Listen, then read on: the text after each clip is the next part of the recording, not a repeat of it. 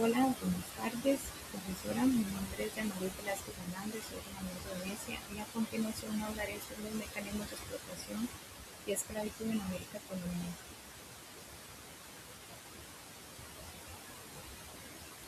Introducción. Cuando hablamos de la América colonial es importante recordar que el crecimiento económico de las colonias tuvo un alto costo humano. Para obtener riqueza. Los europeos tuvieron que implementar diferentes mecanismos de explotación que afectaron principalmente a las sociedades indígenas y a las personas africanas esclavizadas.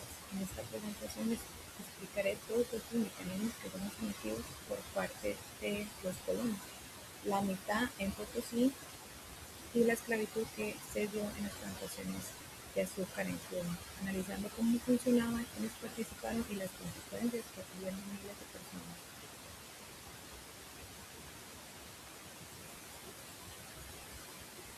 La mitad de Potosí fueron los mecanismos que implementaron los europeos para someter a la población indígena. Esto se dio principalmente en la mina de plata del Cerro de Potosí y como explica Medeiros y Sánchez, que la mitad era un sistema de trabajo que debían cumplir los varones mayores de edad, que eso dedicaban parte de su tiempo a la construcción de caminos, de puentes, templos, terrazas y entre otros. A cambio, el Estado incaico les proporcionaba alimentación en tiempo de escasez, protección y entre otras cosas, ¿verdad? Y también, bueno, después este sistema de trabajo ya no era un trabajo comunitario impuesto por el Estado incaico, sino que pasó a ser un trabajo obligatorio y forzado por parte de la corona española, principalmente para extraer plata en las minas de Potosí.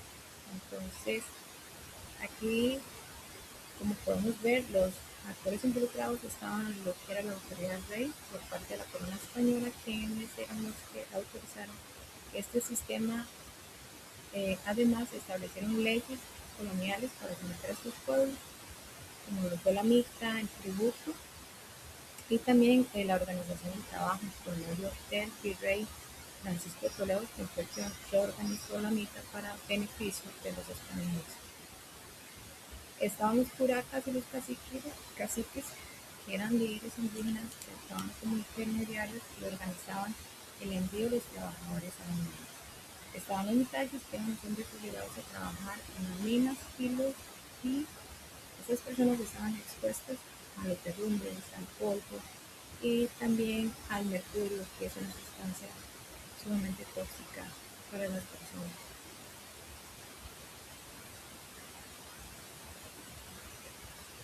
Ahora bien, vamos a hablar de lo que fue la esclavitud africana en las plantaciones de azúcar en Cuba. Esto se dio entre 1790 y 1870 tras la caída de Haití como potencia azucarera en esa época.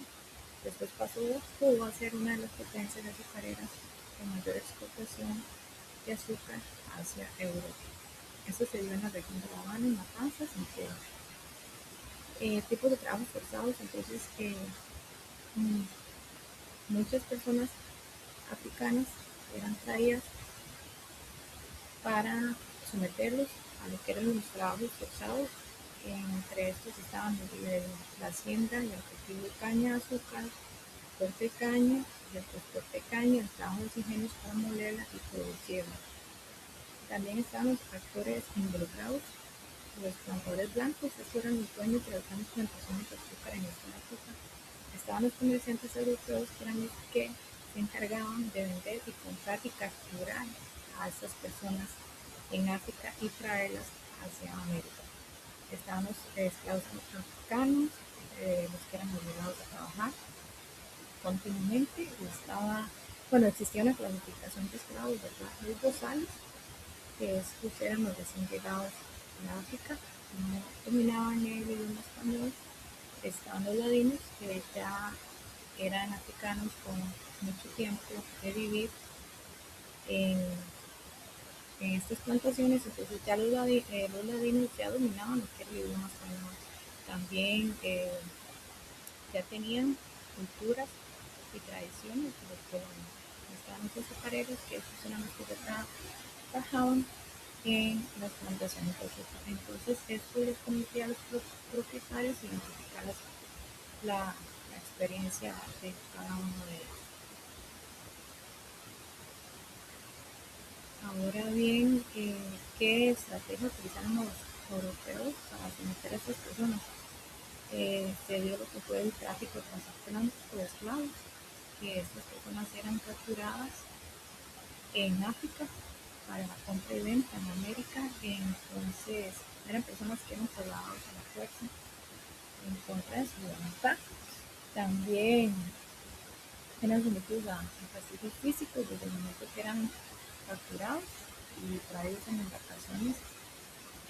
También desde que eran capturados estaban sometidos a lo que eran los azotes, encadenados a una mala alimentación y también al control que los colonos imponían, ¿verdad? Entonces muchos de ellos estaban obligados a obedecer por miedo, ¿verdad? De que pudieran azotarlos, golpearlos y encadenarlos. Entonces vemos como el miedo fue una de las causas de violencia que estas personas fueron sometidas para poder obedecer en ese tiempo. Ahora bien, el valor económico de las personas, como menciona Borrego Moreno en su tesis, las personas esclavizadas en esa época eran consideradas como bienes de propiedad que podían comprarse y venderse según la edad que estas personas tenían, la fuerza física y por supuesto el estado de salud. Entonces, su valor dependía de esas condiciones. Muchos de los vendedores utilizaban lo que eran las enfermedades de estas personas para así poder comercial. Entonces, eh, aquí entra una disputa judicial porque muchos compradores, al darse cuenta que un grupo de esclavos que fueron comprados estaban enfermos, entonces le exigían que por favor les devolvieran el dinero. Entonces podemos ver cómo el estado físico de estas personas tenía un valor económico en esa época. Condiciones de vida de los esclavos y las enfermedades.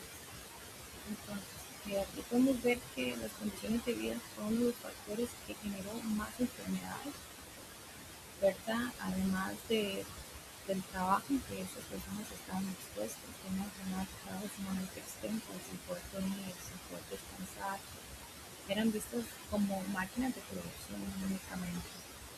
Y la alimentación era sumamente escasa, por ende la nutrición era altamente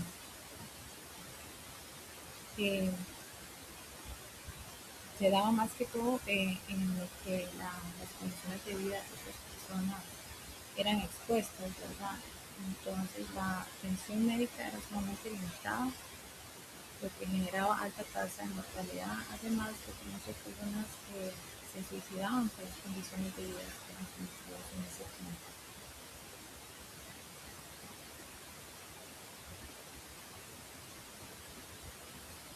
Conclusión, entonces, la pregunta es, ¿qué impacto tuvieron estas poblaciones en el desarrollo económico de las colonias? Entonces, el trabajo de los esclavos africanos fue fundamental para el crecimiento de la producción de azúcar en Cuba, debido al trabajo forzado de los esclavos.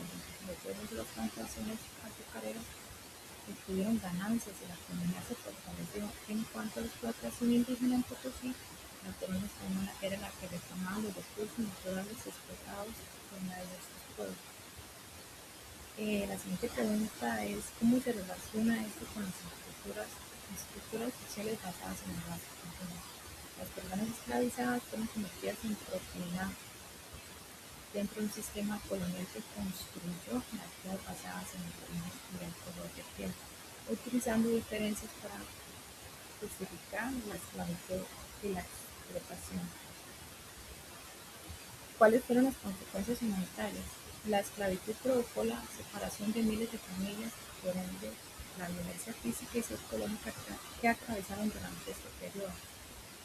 Entonces, aquí podemos ver algo muy importante, que la esclavitud provocó la separación de miles de familias que jamás volvieron a reunirse, además de las enfermedades y la alta mortalidad por las condiciones de vida que esas personas eran expuestas en ese tiempo. Y uno de los factores más importantes de ellos es que ellos que era la pérdida de la libertad, porque eran personas que eran tratadas únicamente como mercancía y que poseían un valor económico. Entonces podemos ver que al estudiar esta historia nos invita a reflexionar sobre la importancia de defender la dignidad humana, la igualdad y los derechos de todas las personas para que estos hechos que ocurrieron en el pasado no vuelvan a repetirse en el futuro.